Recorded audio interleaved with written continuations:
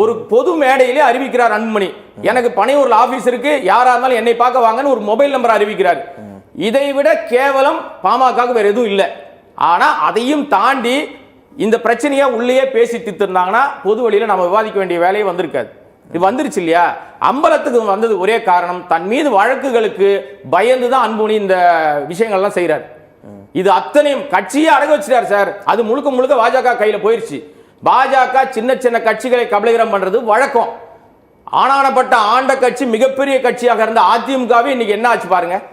இதுதான் அவரோட பின்வாசல்ல பின்னாடி அவர்களை இயக்குவது. இப்போ வரைக்கும் பாமக கூட்டணி குறித்து அறிவிக்கலை. இப்போ எப்படி எதன் அடிப்படையில் சொல்றீங்க பாஜக கிட்ட? நீங்க இப்ப நம்ம என்ன பேசுறோமோ எழுதி வச்சுங்க சார். வருகிற தேர்தலில் பாமக அன்புமணி தலைமையில் பாமக செயல்பட்டால் அது நிச்சயமாக பாஜகவோட தான் போகும்.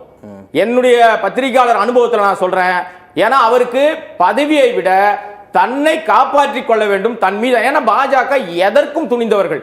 நேரடியாக அவர்கள் என்ன பண்ணுவாங்கன்னா இமீடியட் அடுத்த செகண்ட். சார் இப்ப சமீபத்தில் 2 நாளைக்கு முன்னாடி பார்த்தேன், வாட்ஸ்அப் ஸ்டேட்டஸ் சொல்லிட்டு ஒரு விஷயங்கள்லாம் பிரிண்ட் அவுட் எடுத்து வீட்டு வாசல்ல வெளியில போட்டாங்க. உலகத்தில் மிகப்பெரிய காமெடி சார் இது. இதையெல்லாம் யார் செய்யறாங்க?